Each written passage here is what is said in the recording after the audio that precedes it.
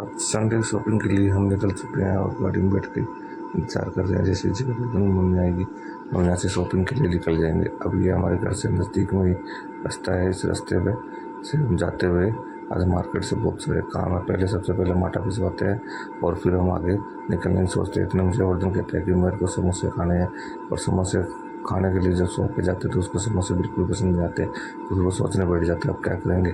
अब आगे हम यहाँ से जैसे आटा पीस आगे निकलते हैं हम चले जाते हैं सब्ज़ी लेने के लिए। सब्ज़ी यहाँ से खरीदते हैं, फिर हम पहुँच जाते हैं डी मार्ट। डी मार्ट में काफ़ी देर तक घूमने के बाद हमें समझ आता है कि यहाँ पर काफ़ी भीड़ है, बिल काउंटर पर काफ़ी भीड़ है। इस वजह से यहाँ अगर सामान खरीदते हैं, सामान खरीदने में टाइम नहीं लगेगा, लेकिन हम बिल कटवाते हैं तो उसमें कम से कम 1-1.5 घंटे तक हमें वेट करना पड़ेगा। इसी चक्कर में हम यहाँ पर कुछ देर इधर उधर घूम के देखते हैं, कुछ भीड़ कम हो तो हम सामान खरीदें। और यहाँ से फिर हम क्या करते हैं कि यहाँ से हम थोड़े समय इंतज़ार करने के बाद, लेकिन हमें लग रहा था कि भीड़ बढ़ती जा रही है संडे की वजह से, फिर हम निकल जाते हैं दूसरी शॉप पर। यहाँ से हमें कुछ सामान खरीदने के लिए जाना होता है ताकि वहाँ पर हमें भीड़ भी कम मिले।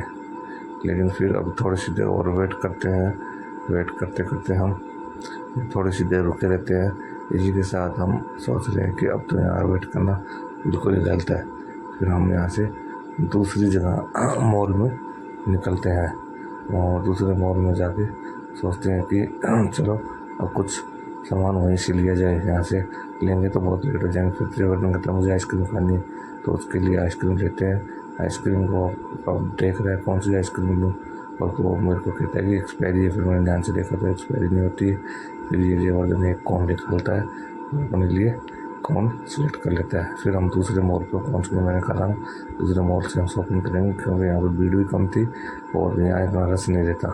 मगर यहाँ से हमें ज़्यादा सामान नहीं चाहिए था, इसलिए हमने सामान खरीद लिया। और यहाँ से सामान खरीदने के वाले बाद हम यहाँ से बिल बनवा के अब घर की तरफ निकलते हैं। ये घर की तरफ जाने वाला एक मेन रास्ता है और यहाँ से निकलने के बाद हम हमारे घर की तरफ टर्न ले लेते हैं। और ये एक छोटा सिंगल रास्ता है और ये रास्ते से जाते हुए अब काफ़ी थक चुका है जयवर्धन। और इसी के साथ ये काफ़ी गर्मी होने की वजह से ये कह रहा है कि पापा जल्दी घर पे चलो। घर पे देखो इतना सारा सामान लाए, सब्जियाँ, किराना, उस पीले वाले का टमाटर है। और इस दौरान अब 3-3:30 बज चुके हैं। तो मैंने कहा कुछ नाश्ता बना लो।